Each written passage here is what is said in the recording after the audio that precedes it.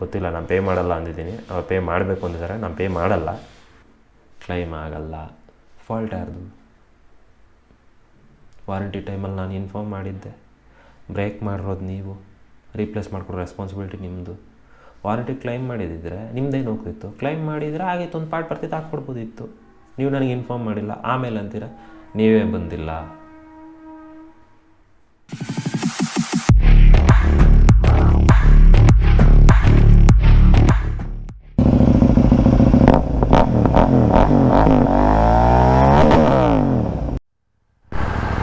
So welcome back to channel ಸ್ನೇಹಿತರೆ. ನಾನು update ಮಾಡೋದು ಮರ್ತೋದೆ. ಇವತ್ತು ಐ ಥಿಂಕ್ ಡೇ 5 ಅನಿಸುತ್ತೆ. ಸರ್ವಿಸ್ ಸೆಂಟ್ರಿಗೆ ಬಿಟ್ಟು ಗಾಡಿ 5 ಇನ್ನೂ ಜಾಸ್ತಿನೇ ಆಗಿರಬೇಕು, 1 ವೀಕ್ ಆಗಿರಬೇಕು. ನನಗೆ ಎಷ್ಟು ದಿನ ಆಯಿತು ಅಂತಲೇ ಗೊತ್ತಿಲ್ಲ. ಸೊ ಬೈಕ್ ರಿಟರ್ನ್ ಎತ್ಕೊಂಬರಕ್ಕೆ ಬಂದಿದ್ದೀನಿ.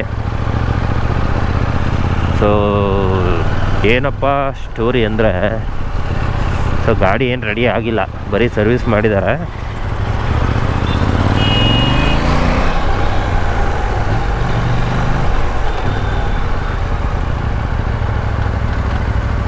ಸರ್ವಿಸ್ ಮಾಡಿದ್ದಾರೆ ಅಷ್ಟೇ. ರೇರ್ ಬ್ರೇಕ್ ವರ್ಕ್ ಆಗ್ತಿರಲಿಲ್ಲ. Rear brake master cylinder problem ಅಂತ. ಸೊ ಅದನ್ನು ವಾರಂಟಿ ಕ್ಲೈಮ್ಗೆ ಹಾಕಿದ್ದಾರೆ. ಅದು ಗಲಾಟೆ ಮಾಡಿದ ಮೇಲೆ ಪ್ರಾಬ್ಲಮೇ ಇಲ್ಲ ಅಂತ ಇದ್ದರು. ಸ್ವಲ್ಪ ಕೂಲಾಗಿದೆ ಇಂಜಿನ್ ಈಗ, ಮೊನ್ನೆ ಕಂಪೇರ್ ಮಾಡಿಕೊಂಡ್ರೆ. ಸರ್ವಿಸ್ ಆಯ್ತಲ್ವ. ಸೊ ಮನೆಗೆ ಹೋಗಿ ಎಕ್ಸ್ಪ್ಲೇನ್ ಮಾಡ್ತೀನಿ ನಾನು. ಇದೆಲ್ಲ ತುಂಬ ಇದೆ ಹೇಳೋಕ್ಕೆ, ಆಗ್ತಿಲ್ಲ ನನಗೆ ಈ ಬಿಸಿಲು ಟ್ರಾಫಿಕ್ಕು. ಮನೆಗೆ ಹೋಗಿ ಏನಿದೆ ಏನು ಅಂತ ಅಪ್ಡೇಟ್ ಮಾಡ್ತೀನಿ. ಸಿಗೋಣ, ಬಾಯ್.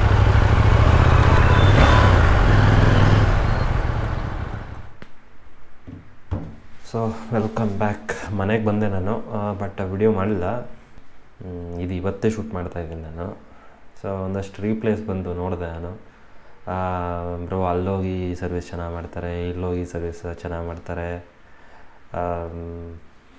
ಅವ್ರನ್ನ ಕಾಂಟ್ಯಾಕ್ಟ್ ಮಾಡಿ ಇವ್ರನ್ನ ಕಾಂಟ್ಯಾಕ್ಟ್ ಮಾಡಿ ಅಂತ. ಥ್ಯಾಂಕ್ ಯು ಎಲ್ಲರೂ ಸಜೆಷನ್ಗೆ. ಬಟ್ ಪ್ರಾಬ್ಲಮ್ ಅದಲ್ಲ, ಫ್ಯಾಕ್ಟ್ ಬೇರೆ ಇದೆ. ಏನಂತಂದರೆ 790 ಸೊ ಎಲ್ಲ ಡೀಲರ್ಶಿಪ್ಪಲ್ಲೂ ಸರ್ವಿಸ್ ಮಾಡೋ ಹಾಗಿಲ್ಲ. ಸರ್ವಿಸ್ ಅಲ್ಲ, ನೀವು ಒಂದು ಚಿಕ್ಕ ಜನರಲ್ ಚೆಕಪ್ ಕೂಡ ಮಾಡೋಂಗಿಲ್ಲ. ಯಾಕೆಂದರೆ ಅವ್ರಿಗೆ ಆ್ಯಕ್ಸಸ್ ಇಲ್ಲ, ಮಾಡಬಾರ್ದು ಅಂತ ವಾರ್ನಿಂಗ್ ಇದೆ. ಸೊ ಹಂಗಾಗಿ ನೀವು ಕಸ್ತೂರಬಾ ರೋಡಲ್ಲಿರೋ, ನೀವು ಆಲ್ರೆಡಿ ವಿಡಿಯೋಲಿ ನೋಡಿದಾರಲ್ಲ, ಕಸ್ತೂರಬಾ ರೋಡಲ್ಲಿರೋ ಕ್ಯೂರಾಜ್ ಮತ್ತು ಮೇಕ್ರಿಯಲ್ಲಿರೋ ಪಾಪ್ಯುಲರ್, ಸೊ ಇವೆರಡೇ ಸರ್ವಿಸ್ ಸೆಂಟ್ರಲ್ಲೇ ಹೋಗಬೇಕು ಒಂದು. ಮತ್ತು ಮೇಕ್ರಿಯಲ್ಲಿ 2 ಟೆಕ್ನಿಷಿಯನ್ನು, ಕಸ್ತೂರಬಾ ಅಲ್ಲಿ 2 ಟೆಕ್ನಿಷಿಯನ್ ಮಾತ್ರ ಟ್ರೈನ್ ಮಾಡಿರೋದು. ಅವ್ರು ಬಿಟ್ಟರೆ ಬೇರೆಯವ್ರು ಅಟೆಂಡ್ ಮಾಡೋ ಹಾಗಿಲ್ಲ. ಸೊ ಇದು ಪ್ರಾಬ್ಲಮ್ಮು. ಮತ್ತು ಇವ್ರಿಗೆ ಟ್ರೈನಿಂಗ್ ಕರೆಕ್ಟಾಗಿ ಆಗಿಲ್ಲ. ಸೊ ಇವ್ರಿಗೆ ಆ ಗಾಡಿಯಲ್ಲಿ ಪ್ರಾಬ್ಲಮ್ಸ್ ಏನು ಅಂತ ಸರಿಯಾಗಿ ಕಂಡುಹಿಡಿಯೋಕ್ಕೆ ಬರೋದಿಲ್ಲ.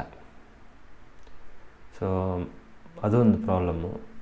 ಇನ್ನೊಂದು ಏನಂತಂದರೆ, ಸರ್ವಿಸ್ ಸೆಂಟರ್ಸ್ ಹತ್ತಿರ ಇದ್ದರೆ ನಿಮಗೆ ಇಶ್ಯೂಸ್ ಬಂದ ತಕ್ಷಣ ಹೋಗಿ ಫಾಲೋ ಅಪ್ ಮಾಡಿ ಮಾಡಿಸ್ಕೋಬೋದು. ಸ್ವಲ್ಪ ಬಜಾಜ್ ಅವರು ಸ್ವಲ್ಪ ಒಂಥರ ಇದ್ದಂಗೆ, ಈ ಜಿಡ್ಡು ಅಂತಾರಲ್ವ, ಆ ಥರ ಅಷ್ಟು ಈಸಿಯಾಗಿ ಹೋಗಲ್ಲ ಅವರು. ಸೊ ಒಂದು ಸರಿ ಹೋಗ್ಬಿಟ್ಟು ನೀವು ಸರ್ವಿಸ್ ಬಿಟ್ಟು ಬಂದುಬಿಟ್ರೆ ಎಲ್ಲ ರೆಡಿ ಮಾಡ್ತಾರೆ ಅನ್ನೋ ಟೈಪ್ ಮೈಂಡ್ಸೆಟ್ಟೇ ಅಲ್ಲ ಅವ್ರದ್ದು. ಹೋಗಬೇಕು, ಕೇಳಬೇಕು, ಅದನ್ನು ಕಂಡುಹಿಡಿಯೋಕ್ಕೆ ಟೈಮ್ ತೊಗೋತಾರೆ. ಸೊ ನನಗೆ ಈ ಎಕ್ಸ್ಪೀರಿಯೆನ್ಸ್ ಇದೆ, ಬಿಕಾಸ್ ನಾನು ಕ್ಲಿಯರ್ ಹೇಳ್ತಿದ್ದೀನಿ. ಈಗಲೇ ತುಂಬ ಜನಕ್ಕೆ ಐಡಿಯಾ ಇಲ್ಲ ಅನ್ಸುತ್ತೆ, ಗೊತ್ತಿಲ್ಲ ಅನಿಸುತ್ತೆ. 2017 ಡ್ಯೂಕ್ 390 ಇತ್ತು ನನ್ನ ಹತ್ರ. ಸೊ ನಾನು ತುಂಬ ಫೇಸ್ ಆವಾಗ 390 ಈಗ ಫೇಸ್ ಇದೆಯಲ್ಲ, ಸೇಮ್ ಫೇಸ್ದು ಆವಾಗಲೇ ಲಾಂಚ್ ಆಗಿತ್ತು, ಆವಾಗ ತೊಗೊಂಡಿದ್ದೆ ನಾನು. ಸೊ ಸ್ಟಾರ್ಟಿಂಗಲ್ಲಿ ಒಂದಷ್ಟು ಇಶ್ಯೂಸ್ ಇತ್ತು. ಸೊ ನಾನು ಫೇಸ್ ಮಾಡಿದ್ದೀನಿ. ಸೊ ಏನಾಗುತ್ತೆ ಅಂತಂದರೆ, ನಿಮಗೆ ಈ ನಾರ್ಮಲ್ KTMs ಎಲ್ಲ ಬಜಾಜ್ ಪ್ರಾಡಕ್ಟ್ಸು. ಸೊ ನಾರ್ಮಲ್ ಶೋರೂಮಲ್ಲಿರೋರು ವಾರಂಟಿ ಏನನ್ನ ಇಶ್ಯೂಸ್ ಇದ್ದರೆ ವಾರಂಟಿ ಕ್ಲೈಮ್ ಅವರೇ ಹಾಕ್ಬಿಟ್ಟು ಪಾರ್ಟ್ಸ್ನ ರೀಪ್ಲೇಸ್ ಮಾಡಿ ನಿಮಗೆ ಸಿಂಪಲಾಗಿ ಕೊಟ್ಬಿಡ್ತಾರೆ. ಬಟ್ ಈ ಗಾಡಿ ಆ ಥರ ಅಲ್ಲ. ಇದಕ್ಕೆ ಶೋರೂಮಲ್ಲಿರೋ ಮ್ಯಾನೇಜರ್ ಕೂಡ ಡಿಸಿಷನ್ ತೊಗೊಳೋದಕ್ಕಾಗೋದಿಲ್ಲ. ಅವನು ASMಗೆ ಬರೀಬೇಕು, ಮೇಲ್ ಹಾಕಬೇಕು ಈ ಥರ ಪ್ರಾಬ್ಲಮ್ ಆಗಿದೆ ಅಂತ. ಅವರು ವಾರಂಟಿಯವ್ರಿಗೆ ಹೇಳ್ತಾರೆ. ಸೊ ವಾರಂಟಿಯವ್ರು ಬಂದು ಇನ್ಸ್ಪೆಕ್ಷನ್ ಮಾಡಬೇಕು. ಇದು ಜಸ್ಟ್ 790 ಆಗಿರೋದ್ರಿಂದ, ಇದು ಆಸ್ಟ್ರಿಯಾ ಪ್ರಾಡಕ್ಟ್ ಆಗಿರೋದ್ರಿಂದ ಇದು ಬಜಾಜ್ ಪ್ರಾಡಕ್ಟ್ ಅಲ್ಲ, ಇದು ಆಸ್ಟ್ರಿಯಾದಿಂದ ಬಂದಿರೋದು. ಸೊ ಇವರು ವಾರಂಟಿಯವರು ಅಕ್ಸೆಪ್ಟ್ ಮಾಡಿ ಅದನ್ನು ಅಫಿಷಿಯಲ್ಲಾಗಿ ಆಸ್ಟ್ರಿಯಾಗೆ ಮೇಲ್ ಮಾಡಿದ್ರೆ ಬಜಾಜ್ ಅವರು, ಆಗ ಅಲ್ಲಿಂದ ನಿಮಗೆ ಬರೋದು. ಸೊ ಈ ಥರ ಇದೆ. Plus service centre issues. Service centre ಹೆಂಗೆ ಅಂತಂದರೆ, ಈಗ ನನಗೆ ಬ್ರೇಕ್ ಆಲ್ಮೋಸ್ಟ್ 1 ಇಯರಿಂದ ವರ್ಕ್ ಆಗ್ತಿಲ್ಲ, ರಿಯರ್ ಬ್ರೇಕು. ಹೋದಾಗ ಏನು ಮಾಡೋರು, ಬ್ರೇಕ್ ಬ್ಲೀಡ್ ಮಾಡೋರು, ಕಳಿಸೋರು.